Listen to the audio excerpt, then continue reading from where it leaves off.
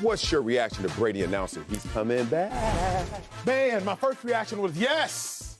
Football gods bringing back Tom Brady. Yes, Tom Brady is back. We get to see the greatest player of all time, one of the greatest athletes in all of sports history, back on our televisions every Sunday. I was thrilled. I was elated. I wasn't surprised, right? I wasn't surprised that Tom Brady came back. I was surprised when he chose to and to whom he chose to return. So you know this much. Y'all, right now, we are in the offseason, literally and figuratively speaking. Literally speaking, meaning it's the offseason, ain't no games being played. Figuratively speaking, this is when NFL veterans are in Cabo or in Hawaii or in the Bahamas. You're not actually missing anything. So Tom Brady, to choose to come back now while he's not actually missing anything is a little baffling to me. I'm wondering, maybe his hand got forced. Bruce Arians, hey, look, we're going to go all in on Deshaun Watson. So if you are coming back, speak now or forever hold your peace. And Tom Brady said, you know what, I'm coming back. I'm coming back. I'm elated to see the greatest of all time continue to play. Selfishly, as a fan of the game, we get to see the greatest ever do it. But I'm going to get into in my second lap why I think it's a wrong decision. I don't think he should have come back, and I think he has significantly more to lose than Tom Brady has to gain by returning. Oh, wow. Okay. My reaction to him coming back was, this suit's so damn tight, but how do you pat yourself on the back again? Once again, it's Called that one. I called that one. Look, I knew Tom Brady was going to go on the emotional roller coaster in terms of retirement. Every player does it, and typically it happens while you're playing. As I always tell you, in any relationship that ends, you spend half the time breaking up. But in football, it's not half the time. It's probably half the season. So the latter part of the season, when you start to look up, you're like, this team, we actually look better than we did when we won the Super Bowl. But then the injuries occur. And then also, AB takes his shirt off and everything changed. You get into the playoffs, it's a dog fight. You guys are getting spanked. All of a sudden, you find yourself in a match. It goes down to the wire. You barely lose that game. And Tom Brady on that emotional roller coaster decided to do what a lot of people have done. You ever been to Six Flags? I know y'all got one out there. Of course. Okay. When you get on that roller coaster that you like, it's going to take a little bit out of me, but I'm going to go on there. You stand in line. If you ain't got a fast pass, give them your 2 hours. I hate fast passes, even though I love them. I like waiting, the anticipation, 2 hours, seeing everybody get off. Oh, I like that for 2 hours. I admit it's a little long, but I'm in there. Hey, Wally, can you? All right, let's do it. 2 hours. We get there. And you're on the track. First of all, I barely fit like this suit. I'm in there, though. And you can see right there are steps if you always look to the inside rail. And you know why those steps are there? Because if you raise your hand at that moment, an attendant will come and get you off that roller coaster. She'll come. He'll come. But who raises their hand? Who wants to do that? But Tom Brady was like, hey, it's time for me to get off. It's been 22 of these bad boys. And I respect Tom Brady for going through a real human experience, especially when you've given so much to the game. But I knew he wasn't going to tap out. I just thought that Tom Brady was in a place where he was like, I'm reflecting on everything. The best football for me personally may still be in front of me, but it looks like for this team may be behind us. That was the decision he made then, and I knew he would reverse that same decision. So here's why I, from the bigger picture, don't like Tom Brady coming back.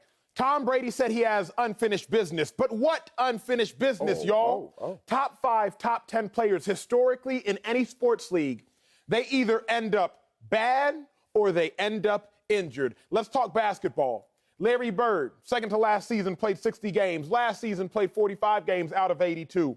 Michael Jordan, final season with the Wizards, he averaged 20 points per game in a career where he averaged 30 points per game, roughly 66% of his output. The late, great Kobe Bryant, his last season played 66 games. His second to last season played 35 games. His third to last season played 6 games out of 82.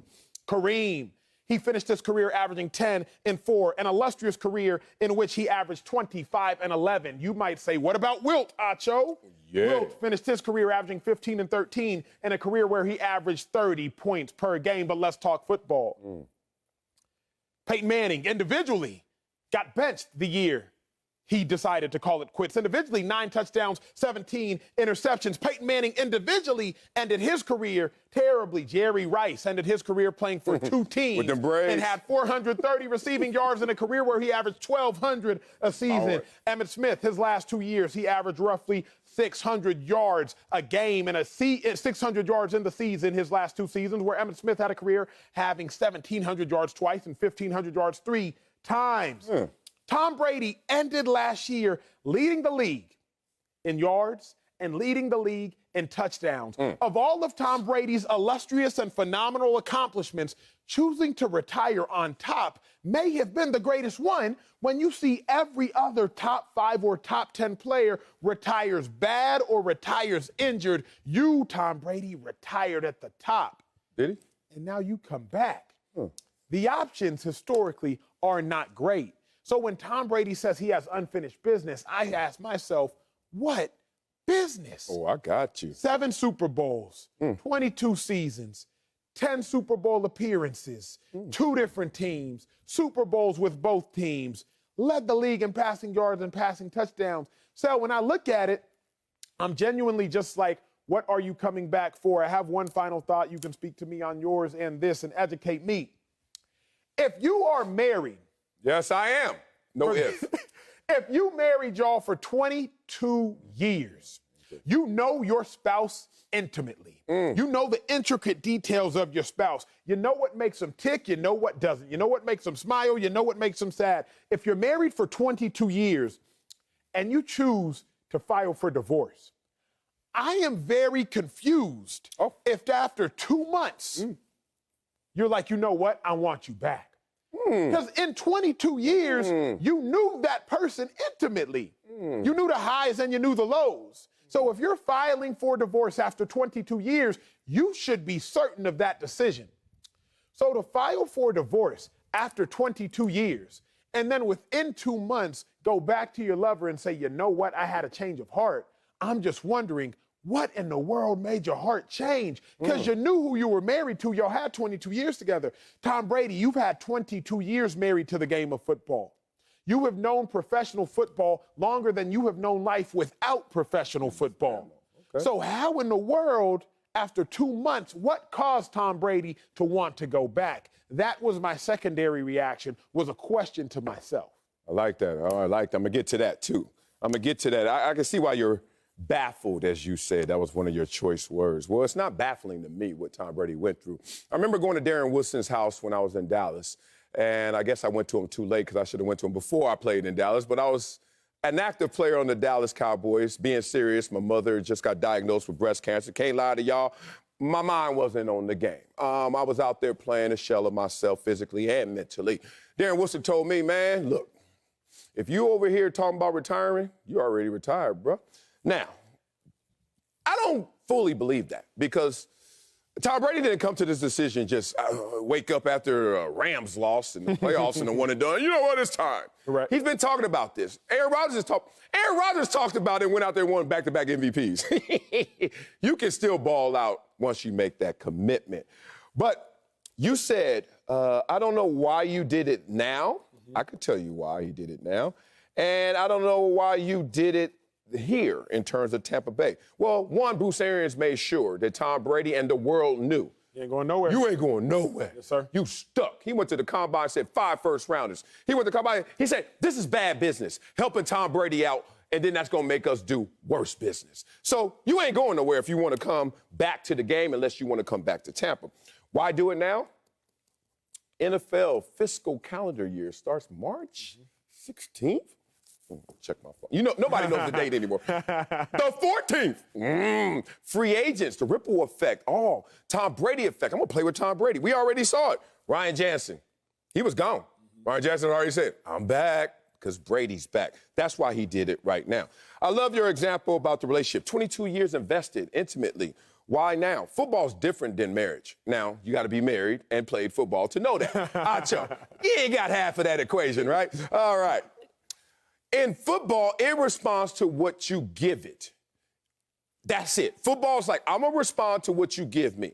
Now, there's another factor that injuries can come and undermine your contributions, et cetera. But the game of football, Whatever you putting into me, I'm going to give it back to you. Now, that's also related to other players.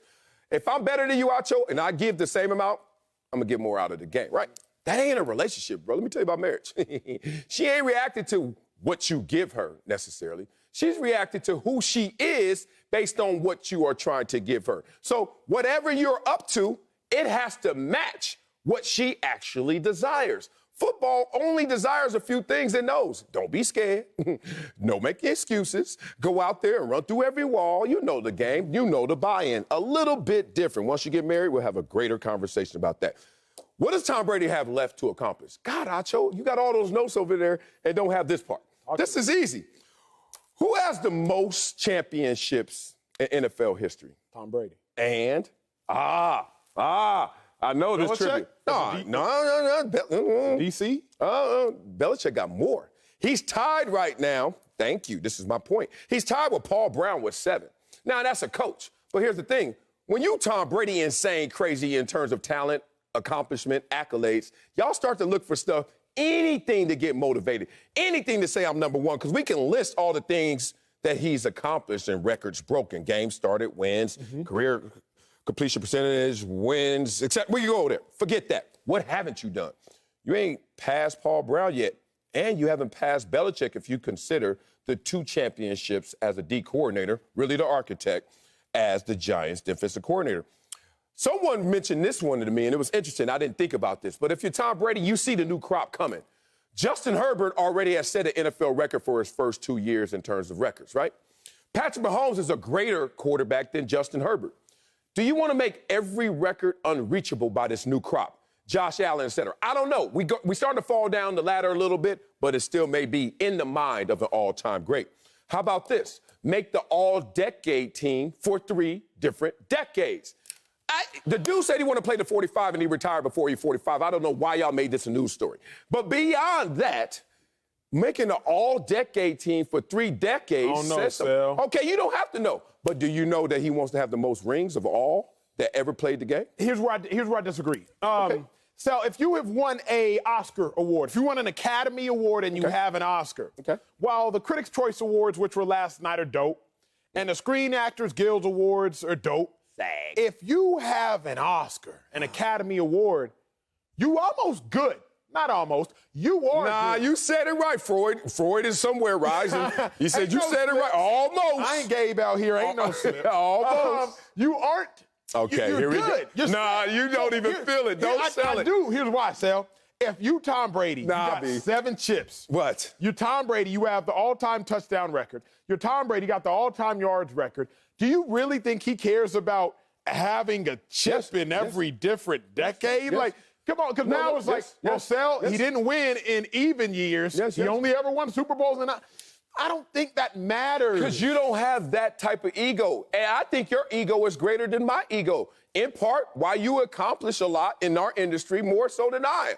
Because I don't have that type of ego. And I've known that since hello. And I am comfortable with that. But I witnessed those with greater egos. Therefore, when I see Phil Jackson roll out all his rings and take pictures with them on pinkies and toes and throw them all on the table and say, look at this, that's an ego. That Michael Jordan is like, oh, I can only do that to players, but I can't do that to Phil.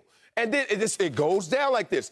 You just gave me the perfect example. You just said everything Brady has, it's like winning the Oscar. I hate when somebody comes up to me with one of them flip Androids, whatever. Oh, no, it's like an iPhone. No, it's not like an iPhone. Because it's not an iPhone. Nothing is exactly alike. Identical twins are not exactly alike. You're going to give me something that I got to sit there at the barbershop for 50 minutes to hear, no, he has the most playoff games won. Hey, bruh, I know someone who was in the game, Belichick, Paul Brown, whoever, is in the game and they can son Tom Brady when he's that close. When he's that close to sonning everyone who's ever contributed. What you just said, 2 things are not alike, which is absolutely true. A coach can't son a player because you can never compare coach to player. An apple should not and better not ever be compared to an orange. At the end of the day, sure, they both fruits. They both associated to the game. What about Andrew? But you can compare apple to orange. You can compare a coach to a player. That just isn't even something that should be common. Why do we always have Belichick, Brady, who gets more credit? We do that all the time. We're not comparing them. We're saying who is of greater value, but we're not saying who not had a comparison. We're not saying who had a better career. I don't think we've ever said who had a better career, Belichick or Brady. We've said who's more important. Acho, let's not do this. Let's not get into that weird space. To win an argument, we're going to say some crazy stuff. Like, we don't compare Belichick and Brady. Who had more value, who contributed greater to their dynasty, that's all comparison.